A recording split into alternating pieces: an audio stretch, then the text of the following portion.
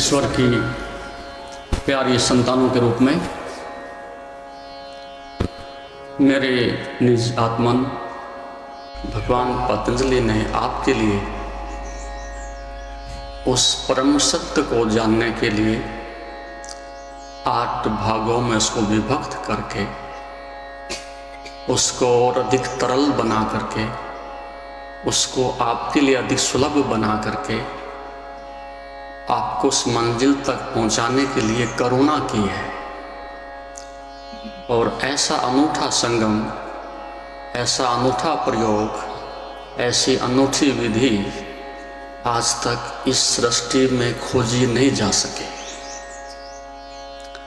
भक्ति के पास कोई सिस्टम नहीं है, कर्म योग के पास भी कोई वैज्ञानिक प्रणाली नहीं है।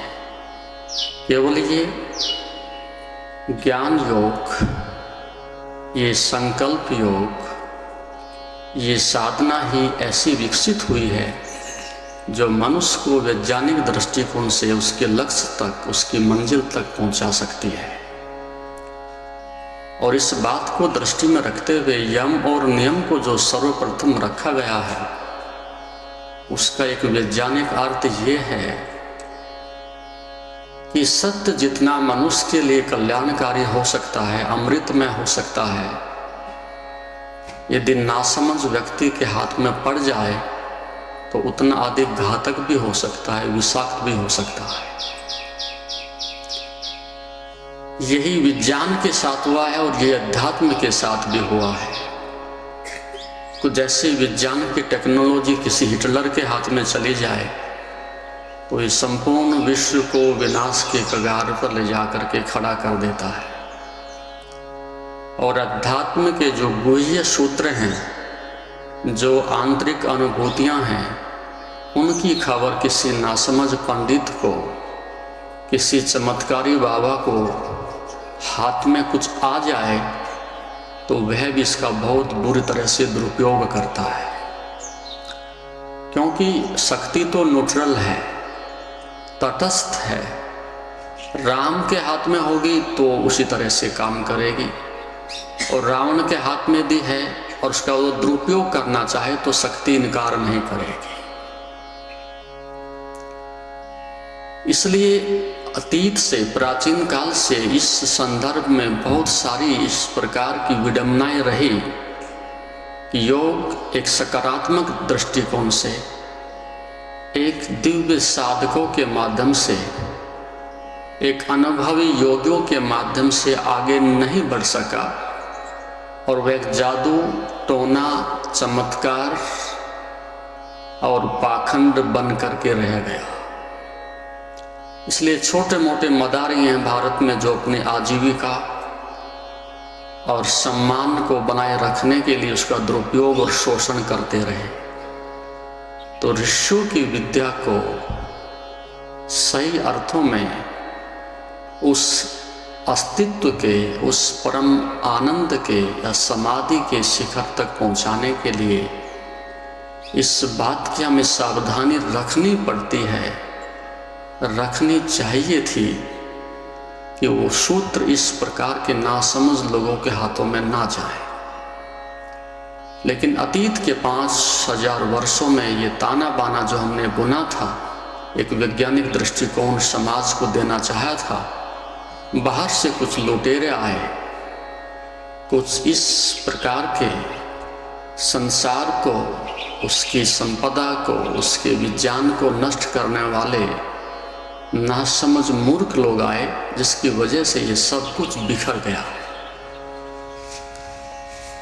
लेकिन फिर भी भगवान पतंजलि के 195 सूत्र जैसे थे वो आज भी वैसे ही हैं, क्योंकि वो योग के विज्ञान का शिखर है। साधारण व्यक्ति उसमें हाथ नहीं लगा सकता, साधारण व्यक्ति उसको किसी प्रकार से छेड़खानी करके परिवर्तित नहीं कर सकता, क्योंकि जो जितना श्रेष्ठतम होता है उसको बदलने के लिए उतनी बड़ी प्रज्ञा भी चाहिए। आप गीता में कुछ भी जोड़ सकते हो, रामायण में कुछ भी जोड़ सकते हो, पुराणों में आप कुछ भी गपोड़ संख उसमें लगा सकते हो, लेकिन वेद और उपनिषद और दर्शनों में आप कुछ भी नहीं जोड़ सकते। वो अभी भी कुंवारे हैं, अछूते हैं, इसलिए कि उनकी जो शिखर पर पहुंच करके ऋषियों ने जो रिसर्च की है वहां तक पहुंचा हुआ आदमी उसमें कुछ कर सकता है, और जो सही अर्थों में सकारात्मक ढंग से उस सत्य तक पहुंचा है वो व्यक्ति कभी इस प्रकार की नासमझी नहीं करेगा कि ऋषियों के वचनों को, उनकी एक परम विद्या को अपने अहंकार के द्वारा उसमें कुछ छेड़खानी करे। तो आज यदि हमारे पास शुद्धतम, पवित्रतम, श्रेष्ठतम सुरक्षित है तो ऋषियों का विज्ञान है, लेकिन उसमें से भी लोगों ने चुराने की कोशिश की और उसमें से कुछ अंश लेकर के उनको लोगों ने चमत्कार के लिए, जादू टोने के लिए और दूसरी अनावश्यक लोगों की शोषण करने की प्रक्रिया के लिए उसका दुरुपयोग किया है। तो यम और नियम सबसे पहले इसलिए रखे गए कि इससे पहले कि सत्य तुम्हारे हाथ में आए, इससे पहले कि तुम्हारी जिंदगी में प्रकाश का अवतरण हो, उससे पहले अंधकार को मिटाने के लिए आपके पास एक समुचित व्यवस्था होनी चाहिए। अशुद्ध ऊर्जा, जैसे कि मैंने कहा कि इस संसार में जो कुछ भी है अमृतमय है, श्रेष्ठतम है, जिसको आप माया कहते हो, उस माया का अर्थ विकार नहीं जैसा कि लोग उससे घृणा करते, उस माया का अर्थ नफरत नहीं, उस माया का इतना ही अर्थ है शक्ति तो परमात्मा की ही है, लेकिन वह अशुद्ध है और अशुद्ध होनी ही चाहिए। यदि आपको शुद्ध को प्राप्त करना है तो अशुद्ध से गुजर करके ही आप शुद्ध तक जा सकते हो। आप उस भोग से, उस पीड़ा से और दुख से गुजर करके ही उस आनंद तक जा सकते हो। तो भोग आपके लिए चुनौती है और योग आपके लिए उपलब्धि है। जब परमात्मा स्वयं आनंद रूप है तो उसकी सृष्टि दुख रूप नहीं हो सकती। जब आदमी इस प्रकार की बातें अपनी बुद्धि से और अपनी अल्पता से सोचता है और परमात्मा को एक मनुष्य की भांति सोचता है अपने चिंतन से, तो उसमें बहुत सारे विवाद पैदा हो जाते हैं। तो परमात्मा कोई आदमी नहीं है, परमात्मा इस संसार को रचने के लिए, इस संसार को चलाने के लिए सर्वशक्तिमान एक शक्ति है और वहाँ किसी प्रकार की त्रुटि होने की, कोई विकार पैदा होने की, कोई इसमें कमी होने की संभावना 1% भी नहीं है। तो प्रकृति अपने आप में शुद्धतम है, अस्तित्व अपने आप में शुद्धतम है, लेकिन बीच में मनुष्य की जो अपनी अज्ञानता है, विकार है, इच्छाएं हैं, वो उसका आकर के विकृत करने की कोशिश करती है। तो अशुद्ध है उसको शुद्ध किया जा सकता है। इसलिए आपके पास काम, क्रोध, लोभ, अहंकार, जो भी कुछ आपके अंदर इस प्रकार की विनाशकारी शक्तियां गतिमान रहती हैं, तो उनको रूपांतरित करके करुणा, प्रेम, समाधि, योग उसमें बदला जा सकता है। शक्ति वही है। जैसे आप पानी को देखते हैं, उसकी कई अवस्थाएं हो जाती हैं। तरल रूप में है, बहता है, बर्फ बन जाता है, ठोस होकर के दूसरे के ऊपर फेंका जा सकता है। आप एक केतली में रख करके उसको बॉइलिंग पॉइंट पर ले जाते हैं तो आकाश का हिस्सा बन करके ऊपर उड़ जाता है। तो पानी एक ही है। इसी प्रकार से संसार में शक्ति भी एक ही है, लेकिन दिशा के बदलने से उसके परिणाम भी बदल जाते हैं। तो यम और नियम का अर्थ है इससे पहले कि तुम उस श्रेष्ठतम को, उस आनंद को, परम शक्ति को उपलब्ध हो, तुम्हारे अंतःकरण का शुद्ध हो जाना अत्यंत आवश्यक है। यदि आप बिना शुद्धि के उस शक्ति को प्राप्त कर लेते हो तो स्वाभाविक है कि वो तुम दूसरों का विनाश करोगे, अपना भी करोगे। पात्रता पहले अर्जित करनी पड़ती है और शक्तियां और अधिकार बाद में दिए जाते हैं। ऐसा हमारा योग का विज्ञान रहा है।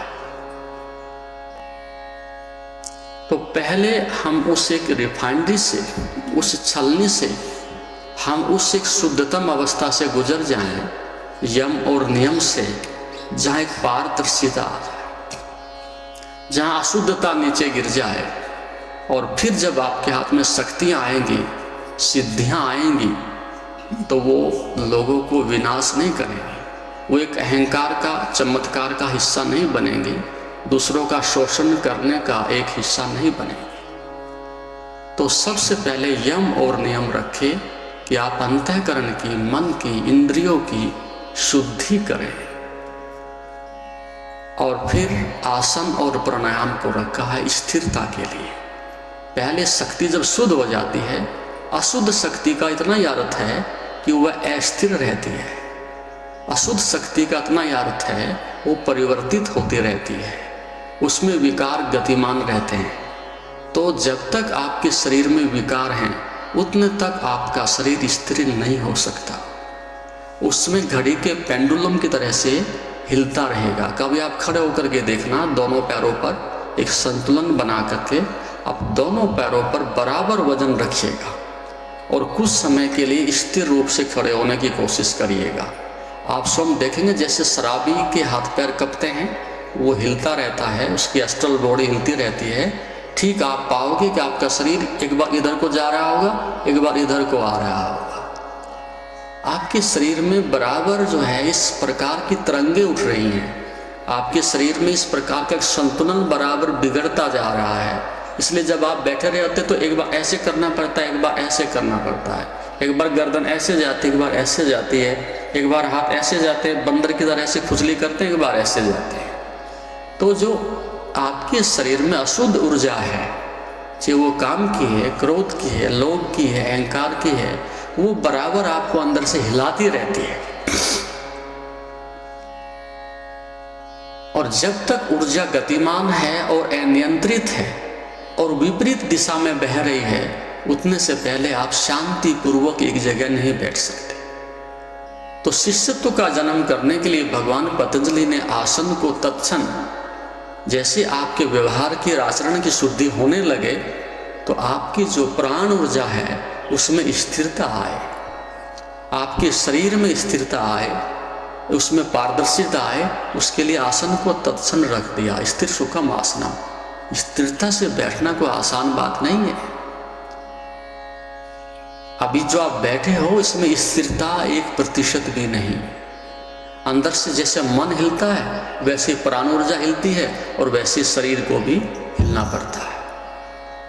या शरीर हिले तो भी वही गति होती है। परिधि से केंद्र की ओर जाओ या केंद्र से परिधि की ओर जाओ, आपके शरीर को हिलना अनिवार्य है। तो शिष्यत्व का जन्म करने के लिए, सीखने की क्षमता अर्जित करने के लिए, मैं कुछ नहीं जानता, इस अहंकार को गिराने के लिए शरीर से बॉडीलेसनेस फीलिंग, उससे बाहर जाना अत्यंत आवश्यक है। जब तक मैं शरीर हूँ उतने तक आप किसी प्रकार से परम चेतना का, आनंद का कोई अनुभव नहीं कर सकते। तो शरीर जब स्वस्थ हो, आनंदित अवस्था में जाने के लिए, प्रफुल्लित होने के लिए, उसके लिए अत्यंत आवश्यकता है आपके शरीर का ऊर्जावान होना, अत्यंत स्वस्थ होना। और जब तक उमड़ती ऊर्जा शरीर में नहीं है तो उसमें स्थिरता भी नहीं आ सकती। बूढ़ा व्यक्ति का अर्थ है कि अब उसकी ऊर्जा भी बूढ़ी हो गई है, अनियंत्रित हो गई है और वो हिलता रहता है। लेकिन बच्चा भी उसी प्रकार से हिलता है। एक वृद्ध व्यक्ति में और एक बच्चे में बाहर से बहुत सारी चीज़ें समान होती हैं, लेकिन बच्चे में अभी ऊर्जा जगी है और बूढ़े आदमी में जाग करके बुझ गई है, इतना अंतर होता है। तो बुझी हुई शक्ति जैसे कि कोई दीपक होता है, जब अपने अंतिम क्षणों में होता है तो उसमें टिमटिमाहट सी आकर के ऐसे बहुत तेजी से हिलता है, इसका अर्थ है उसका अंत होने जा रहा है। और बच्चे में भी ऊर्जा उमड़ती है, हिलती है, लेकिन अभी वो जगी है और मार्ग ढूंढ रही है। और यदि ऊर्जा जगे और मार्ग ढूंढे, सही मार्ग दे दिया जाए, तो जैसे जैसे ऊर्जा ऊपर उठती है और परम चैतन्य की ओर जाती है, जहाँ चेतना का अर्थ है कोई कंपन नहीं, कोई विकार नहीं, कोई अस्थिरता नहीं, उसका अनंत होने का अर्थ यही है कि वहाँ एक भी तरंग नहीं उठती, समरस रहता है, एक रस रहता है। और उस समय जब तक आपकी पूरी ऊर्जा उड़ेल नहीं दे जाती, उतने से पहले कंपन उठते रहेंगे। कभी काम वासना के कंपन उठेंगे, कभी अहंकार के कंपन उठेंगे, कभी क्रोध के कंपन उठेंगे।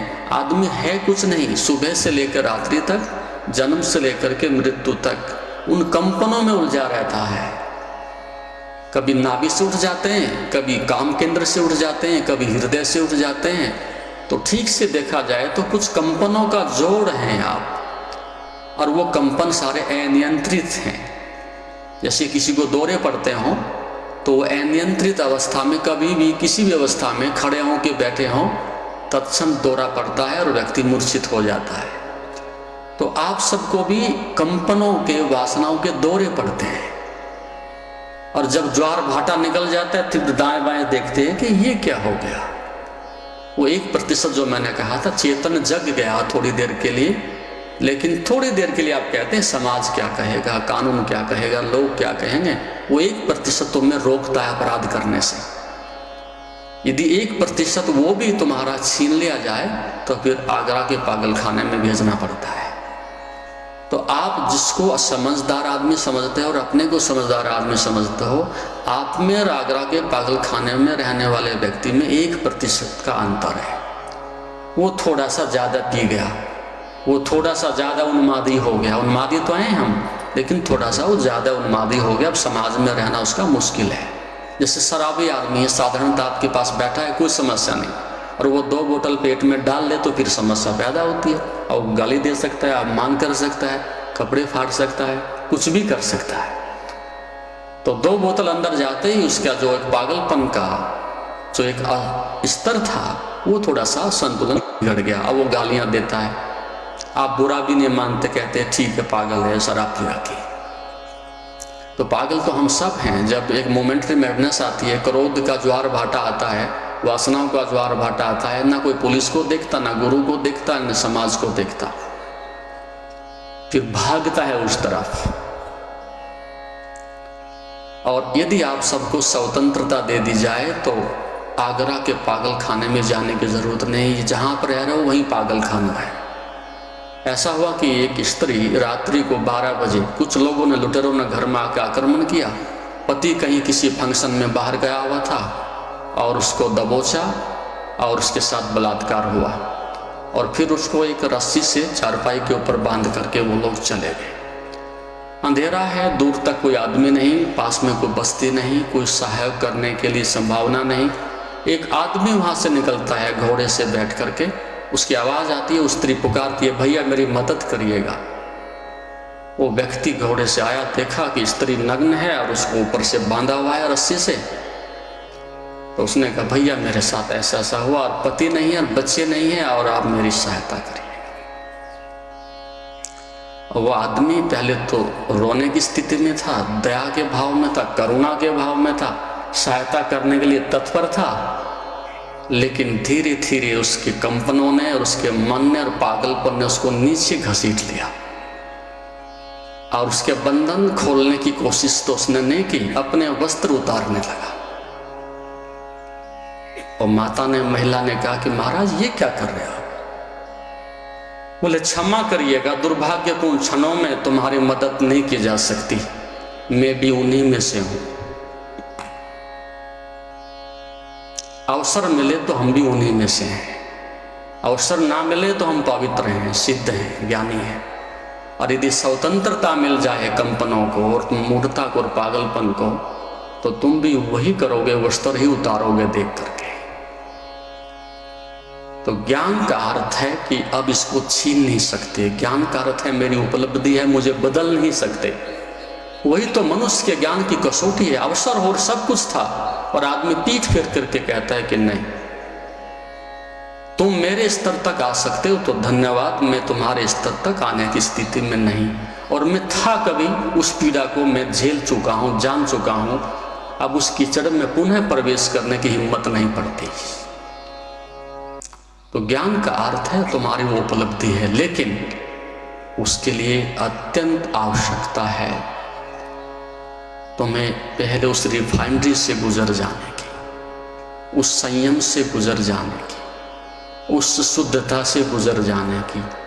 तो आसन का अर्थ है स्थिरता। यदि मन में तुम्हारे चंचलता है, क्रोध है, तो आप शरीर से स्थिर नहीं बैठ सकते। देखना, कोई गाली दे जाए, घर में कोई हानि हो जाए, मन में वैमनस्य हो जाए, तो बैठे हुए आदमी को आप बता सकते हो, थोड़ा भी आप ध्यान करते हो, थोड़ी भी टेक्निक ध्यान की जानते हो, तो उस व्यक्ति से पूछने की आवश्यकता नहीं, और वो सोचेगा कि आदमी बहुत चमत्कारी है, बड़ा सिद्ध हो गया, बिना पूछे ही बता रहा है। चंचल आदमी, मन के विकार से ग्रसित आदमी क्या करेगा? कभी ऐसे पैर करेगा आगे की ओर, कभी ऐसे हाथ करेगा, और उसकी आंख तो निश्चित रूप से स्पष्ट बता देंगे, वो बंदर की तरह से तेजी से जल्दी जल्दी पटक पटक करके जो है ना पल के ऊपर नीचे करेगा। इसका अर्थ है अंदर कुछ उठा पटक चल रही है, अंदर इसके मन में बहुत सारा तूफान उठ रहा है, तो शरीर उसकी खबर दे देता है। इसलिए किसी के विषय में आपने कोई बात कहनी हो, सलाह लेनी हो और सलाह देनी हो, तो पहले शरीर की भाषा देख लेना। शरीर ईमानदार होता है, जैसे मन में होता है उसका अनुसरण करता है। तो जब आदमी ठीक स्थिति में हो, उस अवस्था में आप उससे बात करें तो शायद कुछ आगे बढ़ा जा सकता है। तो आसन की स्थिरता योग के लिए बहुत महत्वपूर्ण है। इसको साधना में तुम्हें 1 वर्ष लग जाएगा। तो ठीक स्थिति में रीढ़ की हड्डी सीधी करके हाथ मिला करके और आप ऐसी स्थिति में बैठ जाओ 1 घंटे के लिए, और कुछ भी नहीं करना, लेकिन शरीर में 1% भी, जरा से भी एक गति ना हो जाए, जड़वत पाषाणवत हो जाए, जैसे कोई पत्थर की प्रतिमा रख दी गई हो। आप देखें मजे की बात कि मन के साथ किया कुछ नहीं, लेकिन वो भी शरीर का अनुसरण करता है और शांत होने लगता है। और फिर प्राणायाम की स्थिति आती है। तो जो आपको आसन कराए जाते हैं, ये बीमारी की दृष्टि से कराए जा रहे हैं। भगवान पतंजलि के समय में बीमार आदमी नहीं हुआ करते थे ऐसे, एक नैसर्गिक जिंदगी जीते थे, एक साफ स्वच्छ जीवन जीते थे, एक संयम का जीवन जीते थे, शरीर स्वस्थ और ऊर्जावान और बलिष्ठ हुआ करते थे। तो उनको इस प्रकार की शारीरिक बीमारियों से जूझने की आवश्यकता नहीं थी, और यदि है तो उनके लिए आयुर्वेद की चिकित्सा कराने के लिए उनको किसी चिकित्सक के पास भेज दिया जाता था कि पहले आप जाओ शरीर की चिकित्सा करा के आइएगा, हम मन की चिकित्सा तभी करेंगे। तो चिकित्सा करा करके और ऊर्जा को ग्रहण करके, ऊर्जा से लबालब अपने को भरने के बाद फिर ऋषि की शरण में पहुंचते थे, और फिर हम वहां आसन से आराम कर सकते थे। लेकिन अब जो तुम्हें कराया जा रहा है, संभवतः प्रत्येक व्यक्ति बीमारी का संग्रहालय बन गया है, और जब तक तुम्हारे शरीर में प्राण ऊर्जा विकृत है और बीमारियां हैं, तो योग की यात्रा नहीं की जा सकती। पहले कदम पर ही तुम एक बुझी हुई मोमबत्ती की तरह से बैठे हो, तो फिर आगे हम क्या संभावना प्रकट कर सकते हैं सत्य को जानने के लिए।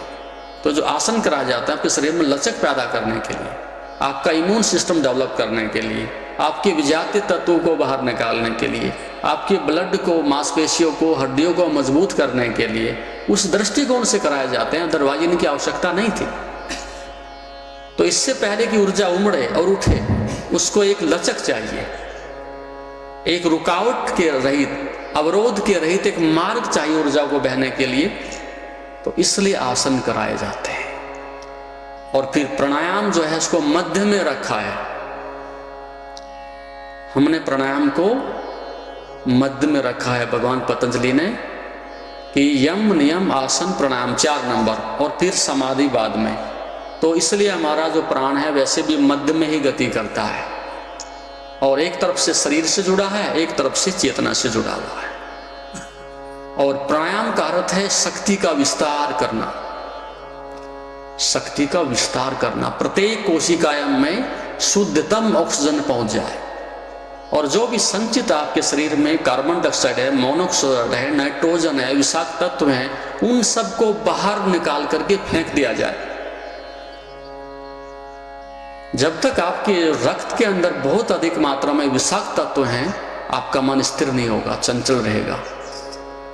शरीर में अनावश्यक रूप से गर्मी पैदा होगी, अनावश्यक रूप से शीतल हो जाएगा, उसका संतुलन बराबर बिगड़ता ही रहेगा। तो प्राण ऊर्जा को उज्जवल करने के लिए, शक्तिमय करने के लिए, पूरे शरीर में शक्ति का संचार करने के लिए प्राणायाम की आवश्यकता होती है। उसका स्रोत क्या है? फेफड़े, लंग्स। लाखों कोशिकाएं आपकी जो है फेफड़ों में, उसमें से लिटिल पार्ट, छोटा सा हिस्सा प्रयोग करते हैं, बाकी तो सारा झोंका तो ऐसे ही रखा रहता है, उसका आप कोई उपयोग नहीं करते, मृत्यु पर्यंत वो अछूता ऐसे ही रहता है। तो जब प्रॉपर प्राणायाम करते हैं तो इतनी अधिक मात्रा में ऑक्सीजन आती है कि गुब्बारे की तरह से पूरा फेफड़ा आपका फैल जाता है, और वहीं से रक्त की जो शुद्धि है वो आरंभ हो जाती है, और रिफाइनरी है रक्त को शुद्ध करने की, और फिर पूरे शरीर में आपके ऑक्सीजन फैलती चली जाती है, नई कोशिकाएं पैदा करती चली जाती है, और आपकी जो शारीरिक और मानसिक क्षमताएं हैं वो और अधिक बढ़ती चली जाती हैं। कई लोग जो जादू टोना समझते हैं, चमत्कार समझते हैं कि गुफा में चले गए, गड्ढे में चले गए, उनको वहां बैठा दिया, 10 दिन कुछ नहीं खाया, ये सब वैज्ञानिक बातें हैं, ये योग से चुराई हुई बातें हैं। यदि आप अपने रक्त के अंदर अत्यधिक प्राणायाम करते करते बहुत अधिक मात्रा में ऑक्सीजन इकट्ठी कर लेते हो, और वही हमारा भोजन है, तो फिर आपको 10 दिन हम कुछ भी ना दें, जो संचित ऑक्सीजन है उसी से आप जीवित रहोगे। जो शरीर में संचित हमारे चर्बी है, फैट है, वो बराबर जलती रहेगी, वो काम में आएगी। ऑक्सीजन चाहिए, वो बराबर हमें अंदर से रक्त से मिलती रहेगी। आप आराम से 1 महीना बैठे रहो, कोई समस्या नहीं, कोई मौत नहीं छुएगी आपको। तो चमत्कार वो प्राणायाम का है, और वो उसको कुछ और क्या करके लोगों से पैसा और सिद्धि और सम्मान प्राप्त करते हैं। तो ये प्राणायाम की भूमिका है। इसलिए आप स्वस्थ रहना चाहते हैं तो दोनों का एक अपना संयोग है, शरीर के तल पर भी और आपके मन और प्राण के तल पर। अब हम कुछ प्रयोग करेंगे, ये मैंने थोड़ा सा आपको सांकेतिक रूप से बताया है कि पहले शुद्धता होनी चाहिए, यम और नियम के माध्यम से साधना होनी चाहिए, पहले पात्रता ग्रहण करनी चाहिए। अन्यथा यदि तुम्हारे हाथ में ध्यान करते करते कुछ शक्तियां हाथ में आ गई और आपके मन में कोई नकारात्मक भाव पैदा हो गया, तुम्हारा तो विनाश होगा, ये दूसरे का भी होगा।